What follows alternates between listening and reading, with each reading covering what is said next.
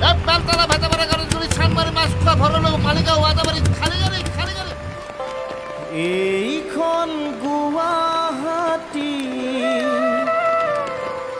এজাকত বানপানী ওলাব নোৱাৰি সোমাব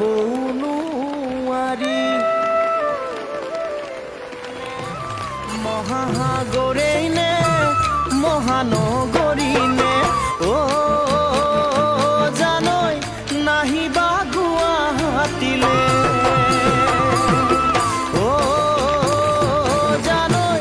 গুৱাহাটী চহৰ চাব এয়া গুৱাহাটী আৰু মুখ্যমন্ত্ৰীয়ে সদায় লাগি আছে গৌৰৱ গগৈ পাকিস্তানৰ লগত সম্পৰ্ক গৌৰৱ গগৈ পাকিস্তানৰ লগত সম্পৰ্কতকৈ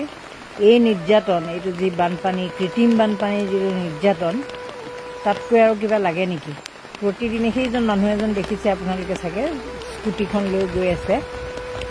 এতিয়া আপোনালোকে চাব গোটেই গাড়ী যি য'ত সম্পত্তি আছিল সকলোবোৰ ধ্বংস হ'ল কিমান দামী দামী বস্তু মানুহৰ ঘৰ বেয়া হৈ গৈছে নিজে ইনকাম কৰা চৰকাৰৰ বেনিফিচিয়াৰী নহয় এইবোৰ মানুহ তাৰপিছত মুখ্যমন্ত্ৰীয়ে বুমটো পালেই গৌৰৱ গগৈক আক্ৰমণ কৰি কেনেবাকৈ গৌৰৱ গগৈ কিজানি অসমৰ মুখ্যমন্ত্ৰী হয় গৌৰৱ গগৈ কিজানি কেনেবাকৈ অসমৰ দায়িত্ব পায় কংগ্ৰেছৰ দায়িত্ব পায় সেই ভয়ত তেওঁ ভ্ৰম বকা আৰম্ভ কৰে এই কিন্তু প্ৰকৃত পৰিৱেশটো চাওক ইমান দিন গুৱাহাটীত ৰাস্তা ঘাট বনালে নলা নৰ্দমা নামত মানুহৰ অহা যোৱাৰ অৱস্থা নাইকিয়া কৰি দিলে তাৰপিছত এই বৰষুণটো আপোনালোকে দেখি আছে এতিয়াও বৰষুণ দি আছে চিপচিপীয়া বৰষুণ বুলিহে ক'ব পাৰি এইটো এই চিপচিপীয়া বৰষুণত আজি মানুহৰ অফিচ আদালত চব বন্ধ এই পানীত কোনো অফিচ আদালত যাব নোৱাৰে কাৰণ কাপোৰ কানি নিপিন্ধাকৈ গ'লে পাৰিব বাৰু কাপোৰ কানি পিন্ধি যাওঁ বুলি ক'লে কোনেও নোৱাৰে ল'ৰা ছোৱালী স্কুল বন্ধ আজি দিনটো আছিলে মঙলবাৰ দিনটো বহুতবোৰ স্কুলত এতিয়া পৰীক্ষাও আৰম্ভ হৈছে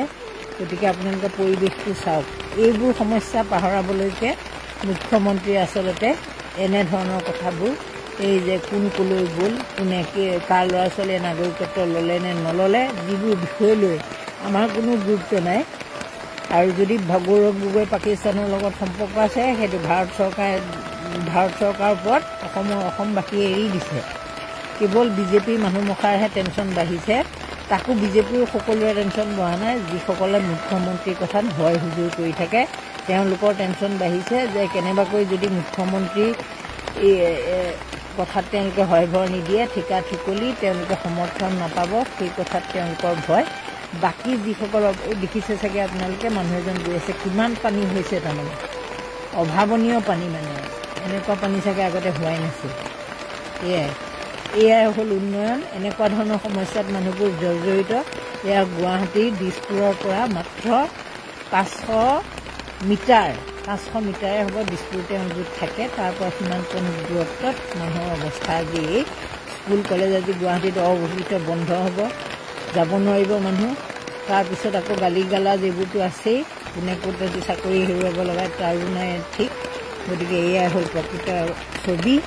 আৰু তাৰোপৰি এই ড্ৰেইনবোৰ যে খুলি থৈছে ক'তবা কোনে কি অৱস্থাত ফচেগৈ সেয়া ভগৱানেহে জানিব নমস্কাৰ ধন্যবাদ